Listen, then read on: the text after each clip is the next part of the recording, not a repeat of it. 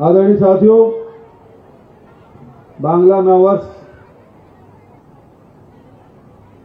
जहाँ जहाँ भी बंगाली समाज निवासरत हैं, सब जगह बहुत धूमधाम से इसका आयोजन, मुझे भिलाई का भी निमंत्रण मिला था, यहाँ के भी निमंत्रण, लालटू गया था, लेकिन रवि घोष ने थोड़ा वजन डाला, हमारे महामंत्री हैं, तो फिर मुझे यहाँ आना पड़ा भिलाई को छोड़कर। तो मैं आप सबको नववर्ष की बधाई और शुभकामना देता हूँ। बंगाल की धरती क्रांतिकारियों की धरती, वीरों की धरती, समाज सुधारकों की धरती, भक्ति आंदोलन की धरती, बंगालियों के बिना देश की आजादी की लड़ाई की कल्पना नहीं की जा सकती। जो वहां विचारक हुए,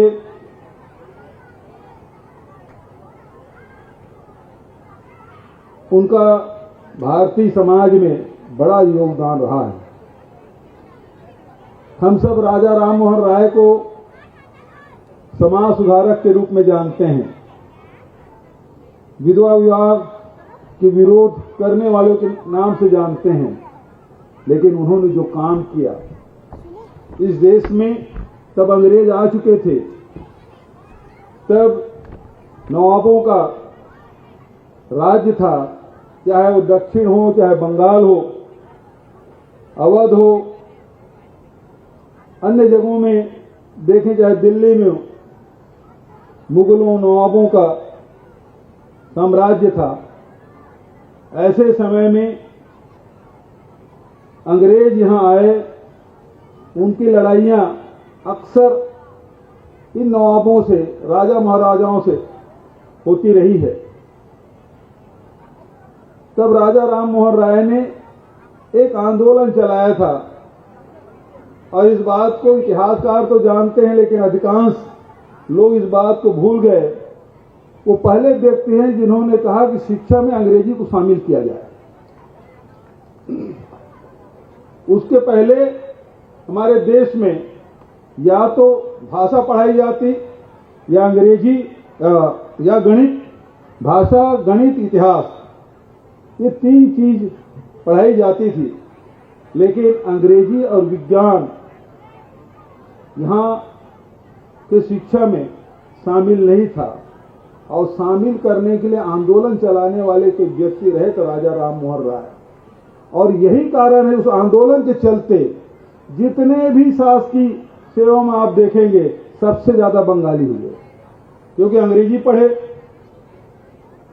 वो अंग्रेजों के दफ्तर में भी काम करते थे, और वही काल है जिसमें सब रेल लाइनें बिछी और रेल शुरू हुआ।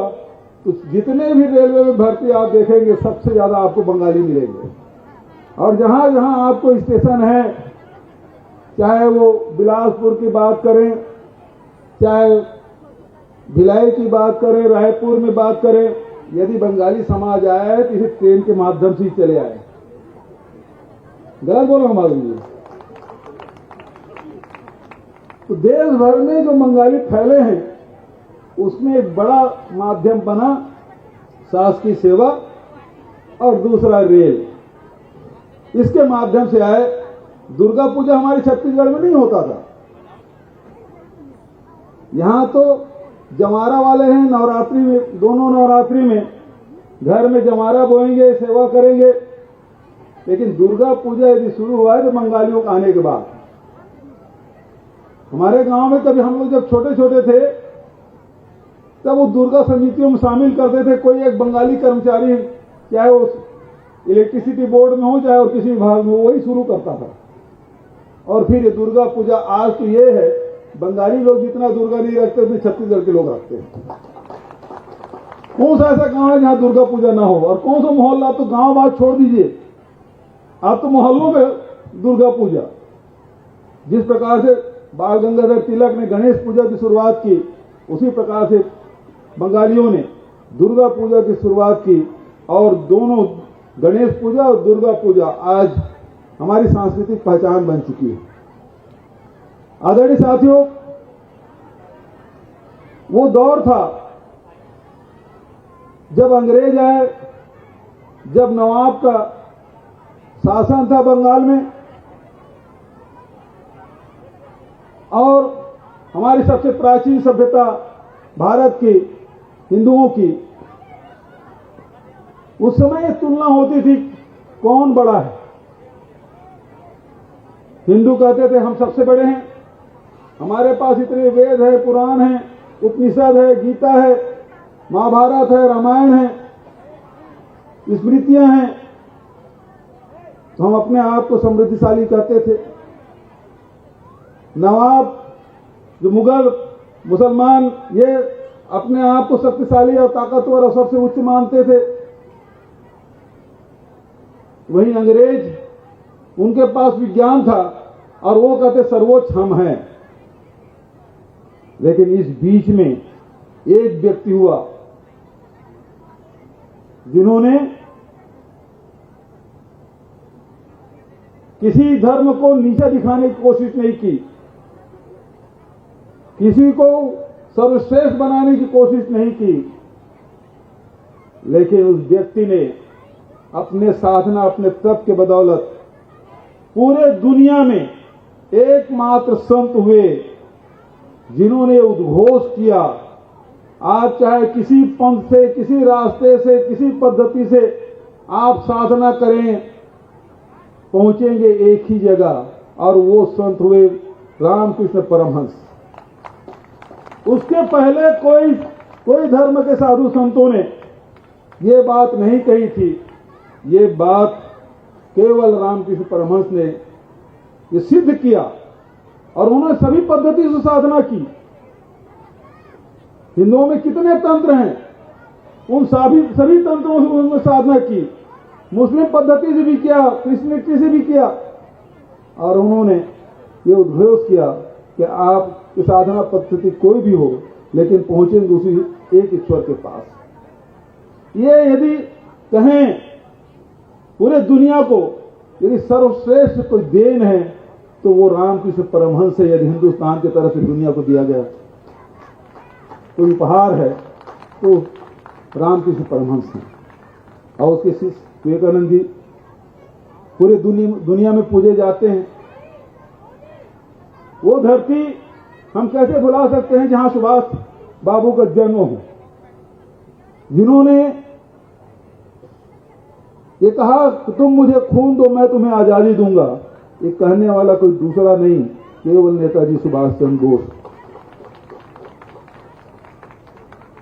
आजादी की लड़ाई में कांग्रेस के नेतृत्व करने वाले कितने बंगाली नेता थे जिन्होंने अध्यक्षता की। एक समय था शुरुआती दौर में तो कांग्रेस को बंगाली ब्राह्मणों की पार्टी कही जाती थी। गलत बोला भाभी जी, क्योंकि नेतृत्व सारे वही करते थे, बनर्जी, चटर्जी, मुखर्जी, सारे अध्यक्षों को लिस्ट देखेंगे तो वही मिलेगा आपको। बाद में फिर महाराष्ट्र आया, बाल गंगाधर तिलक और गोखले जी, ये सब आए, लेकिन शुरुआत में यही कहा जाता था। तो देश की आजादी में, देश के नवनिर्माण में, सामाजिक क्रांति में, भक्ति आंदोलन में बंगाल की कोई स्वानी नहीं। कितने ऐसे संत हुए जो भक्ति आंदोलन के माध्यम से समाज में जागृति लाने के, समाज सुधार करने की कोशिश की, उसको कभी भुलाया नहीं जा सकता। छत्तीसगढ़ में स्वामी आत्मानंद जी महाराज, जिन्होंने रामकृष्ण परमहंस की जो भावधारा है उसे जोड़ने का काम उन्होंने किया, एक सेतु का काम किया। आज जितने भी छत्तीसगढ़ में आश्रम दिख रहे हैं, रायपुर के विवेकानंद आश्रम, भिलाई के, नारायणपुर के, बिलासपुर के, अमरकंटक के, जितने आश्रम दिखाई दे रहे हैं, स्वामी आत्मानंद जी ने निर्माण कराया। शिक्षा के क्षेत्र में, पंचायती राज में, स्वास्थ्य क्षेत्र में उसके योगदान को कभी भुलाया नहीं जा सकता। स्वामी विवेकानंद जी 2 साल यहां गुजारे।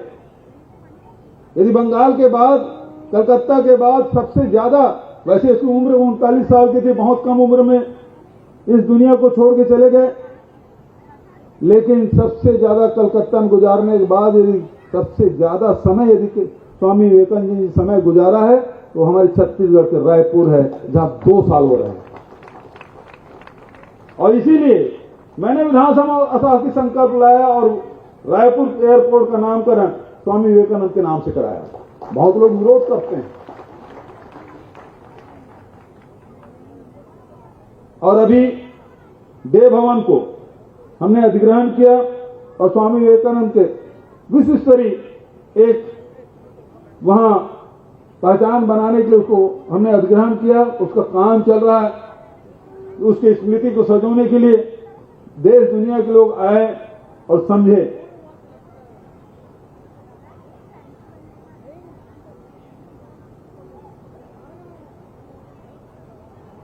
रविन्द्रनाथ टैगोर को कौन नहीं जानता,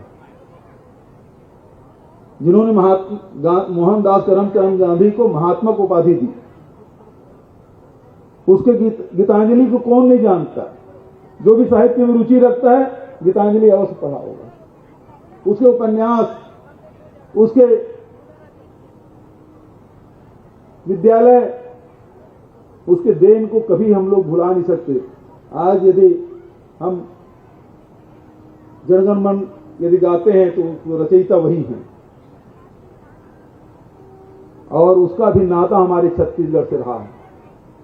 और विभाजित बिलासपुर जिले के अभी विभाजित हुआ है गौरेला, पेंड्रा, मरवाही। बिलासपुर रेलवे स्टेशन में रविन्द्रनाथ टैगोर जी उतर के यहां से पेंड्रा गए थे और वहां अपनी पत्नी का इलाज कराया। 1.5 साल लगभग वक्त गुजारा। यहां उन्होंने अनेक रचनाएं रची। जिस प्रकार से लालटू ने जो बात कही कि हमारे सांस्कृतिक संबंध हैं, खान पान, रहन सहन, बोलचाल, हमारे बंगला भाषा के शब्द, तो इसी प्रकार से जुड़ता है। जब समाज आते हैं दूसरे जगह आते हैं तो लोग केवल जाते भर नहीं हैं, उनके साथ साथ उनकी संस्कृति भी चलती है। और आज बंगला संस्कृति यदि छत्तीसगढ़ में केवल बंगाली नहीं आए, बंगला संस्कृति भी, उसके धार्मिक रीति रिवाज वो सब आए और सबको आत्मसात छत्तीसगढ़ ने किया। जैसे भारत की अपनी परंपरा है, छत्तीसगढ़ उससे अछूता नहीं है। भारत में अनेक आक्रमण हुए, अनेक जातियां यहां आई और यहीं आके रच बस गए। कुछ जातियां हैं जो केवल लूटने के लिए आए थे, वो चले गए, लेकिन बहुत सारी जातियां हैं जो यहीं आए और यहीं रच बस गए। और उसी प्रकार से छत्तीसगढ़ में कितने, चाहे नौकरी के लिए आए, चाहे रोजगार के लिए आए, चाहे धंधा के लिए आए, जो छत्तीसगढ़ में आए वो छत्तीसगढ़ का हो गया। ये खासियत है छत्तीसगढ़ धरती की, इस सबको समेट लेते हैं। इसलिए हमारे देश को भी भारत माता कहते हैं और छत्तीसगढ़ को भी छत्तीसगढ़ महतारी कहते हैं। माता की गोद में सबके लिए स्थान, हमारी छत्तीसगढ़ महतारी की गोद में भी सबके लिए स्थान है।